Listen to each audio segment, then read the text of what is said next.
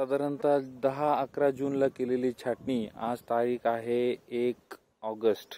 1 August म्हणजे साधारणतः आपल्या तुती बागेला छाटणी केल्यापासून एक साधारणतः 60 दिवस झालेले आहेत.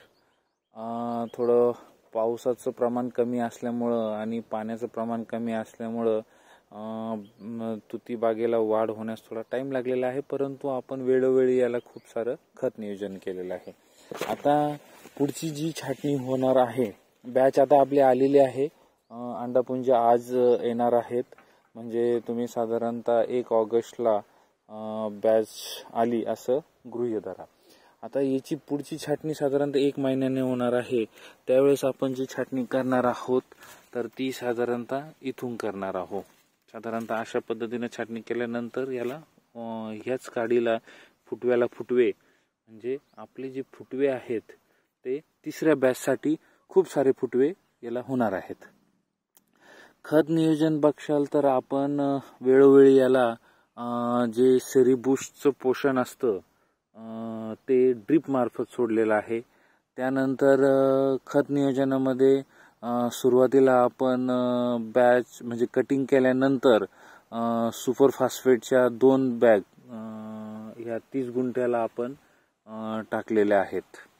त्याच्यानंतर खत नियोजनामध्ये अजून बघशाल तर आपण वेळोवेळी जेव्हा म्हणजे ड्रीपने पाणी सोडले तेव्हा याला 19-19-19चा डोस दिलेला आहे. त्यानंतर आपण याला 1 बॅग युरिया याचाही डोस दिलेला आहे. आता तुम्ही म्हणशाल की खत नियोजन केव्हा करायचं, कसं करायचं? छाटणी झाल्यापासून, छाटणी ज्या दिवशी होते त्या दिवशी तुम्ही काय करायचंय की पहिलं तणनाशकाचं नियोजन करायचंय. तणनाशक तुम्ही तुती बागेला वापरू शकता. साधारणतः ज्या दिवशी छाटणी झाली त्या दिवशी आपण याला तणनाशक मारायचं आहे. तणनाशकामध्ये साधारणतः तुम्ही मिरा 71 किंवा मिरा 71 ऐवजी ग्लायसिडचा वापर करू शकता. तणनाशक मारल्यानंतर म्हणजे छाटणी झाल्यानंतर लगेच तणनाशक मारायचं आहे. आणि तुतीला छाटणीनंतर जे पानं उरलेले असतील, एक अर्ध पान किंवा जे पानं उरलेले असतील ते तुम्ही काय करायचे, तोडून टाकायचे आहे. म्हणजे त्या पानावर जरी ग्लायसिड तणनाशक उडालेले असेल तर ते तणनाशक काय होईल, आपल्या पानांमार्फत मुळापर्यंत जाणार नाही. तर तणनाशक मारल्यानंतर आपण लगेच खत नियोजन करायचं आहे. जर तुम्ही पलटी मारलेली नसेल तर साधारणतः वर्षातून एकदा किंवा 6 महिन्यातून एकदा ही जी मधली सरी आहे तिला काय करायचं आहे, छोट्या ट्रॅक्टरने पलटी द्यायची आहे. आणि पलटी दिल्यानंतर मग खत नियोजन करायचं आहे. पलटी देण्या अगोदर तुम्ही याला सुपर फॉस्फेट टाकू शकता. त्यानंतर युरिया जी आहे, जर तुम्हाला टाकणं शक्य नसेल प्रत्येक झाडापर्यंत तर काय करायचं आहे, युरिया 200 लिटर ड्रममध्ये मिक्स करून ती ड्रीप मार्फत सोडायची आहे. त्याच्यानंतर पुढं जेव्हा तुम्ही पाणी देणार आहात त्या पाण्यामध्ये 19-19-19चा डोस द्यायचा आहे. त्यानंतर याच्यामध्ये साधारणतः पोषण जे सेरीबुशचं पोषण असतं त्याचाही डोस मिक्स करून 19-19-19 बरोबर मिक्स करून ड्रीप मार्फत सोडत राहायचं आहे. आता तुम्ही एवढे खाद्य नियोजन केल्यानंतर साधारणतः पानाची क्वालिटी जी आहे बघू शकता. म्हणजे हे जे पान आहे साधारणतः इतभर असं पान आहे. तर हे झालं आहे खत नियोजन. म्हणजे तुम्हाला याबद्दल काही डाऊट्स असतील तर तुम्ही कमेंटमध्ये विचारू शकता. कशा पद्धतीनं खत नियोजन करायचं ते मी तुम्हाला सांगू शकतो. परंतु या व्हिडिओ मार्फतही तुम्हाला कळालेलं असेल की आपण कशा पद्धतीनं खत नियोजन केलेलं आहे. बाकी पाणी जे आहे आपण ड्रीपने दिलेलं आहे. फ्लोचं पाणी आपल्याकडे नसल्यामुळे आपण याला फ्लोचं पाणी बिलकुल दिलेलं नाही. पूर्णतः ड्रीपवरती ही बॅच ही तुती बाग आपण वाढवलेली आहे. आणि आता तुम्ही बघू शकता की साधारणतः पाला जो आहे डोक्याच्या वर झालेला आहे.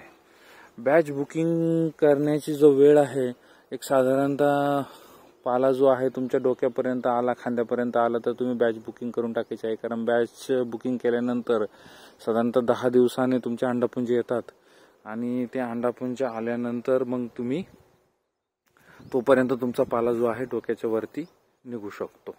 आता राहिला प्रश्न थ्रिप्सचा. तर काय होतं की वातावरण पावसाळ्याचं जरी असलं तरी अचानक ऊन पडणं यामुळं थ्रिप्सचा अटॅक होऊ शकतो. तर थ्रिप्ससाठी आपण साधारणतः बॅच घेण्याच्या 20 ते 25 दिवस अगोदर एक रोगर प्लस पोषणचा फवारा घेतलेला आहे. म्हणजे आपण रोगर आणि पोषण दोन्ही एकत्र करून त्याचा फवारा आपण ह्या फवारा घेतलेला आहे. ड्रिप नाही, ड्रिपच्या माध्यमातून नाही, तर आपण तो फवारा घेतलेला आहे हे लक्षात ठेवायचं. म्हणजे काय होतं की फवारा मारण्याचं टाइम तुमच्याकडे नसेल तर फक्त पोषण स्पेशली काय होतं फवाऱ्याद्वारे मारलं जातं, परंतु आपण नवीन प्रयोग म्हणून ते ड्रिप मार्फत सोडलेलं आहे. आणि जेव्हा आपण रोगरचा फवारा घेतलेला आहे त्याच्यामध्ये पण पोषण मिक्स करून याच्यावरती पोषण मारलेलं आहे. तर पानाची क्वालिटी आता मी सगळीकडे कॅमेरा फिरवलेला आहे. पानाची क्वालिटी तुम्ही बघू शकता, त्यावरून तुम्हाला अंदाज येईल की कशा पद्धतीने खत नियोजन केलेलं आहे. आपला जर हा व्हिडिओ तुम्हाला आवडलेला असेल, याच्यामध्ये काही तुमचे डाऊट असतील तर नक्की कमेंटमध्ये विचारा आणि आपल्या चॅनलला लाईक करा, सबस्क्राईब करा, जेणेकरून काय होईल नवीन नवीन माहिती जी आहे ती मी अपलोड करत असतो. पाठीमागच्या बऱ्याच दिवसातून व्हिडिओ अपलोड केला नाही कारण वेळ भेटला नाही आणि मागच्या बॅचचे सगळे आपण व्हिडिओ काढून ठेवलेले होते. म्हणजे आपण जे अंडापुंज आणल्यापासून तर त्यांचं जे फर्टिलायझेशन आणि त्याच्यानंतर आपण आपल्या ज्या शेडमध्ये घेतल्याचे फोटो, त्याच्यानंतर स्टेप बाय स्टेप त्यांची वाढ वगैरे सगळे व्हिडिओ आपण बनवले होते, परंतु त्याला एडिटिंग करून अपलोड करण्याला एवढा सुद्धा वेळ भेटलेला नाही. त्यामुळे मी तुमची माफी मागतो, परंतु प्रयत्न असा राहील की पुढे आपण वेळोवेळी व्हिडिओ अपलोड करत जाऊ. जय हिंद, जय महाराष्ट्र.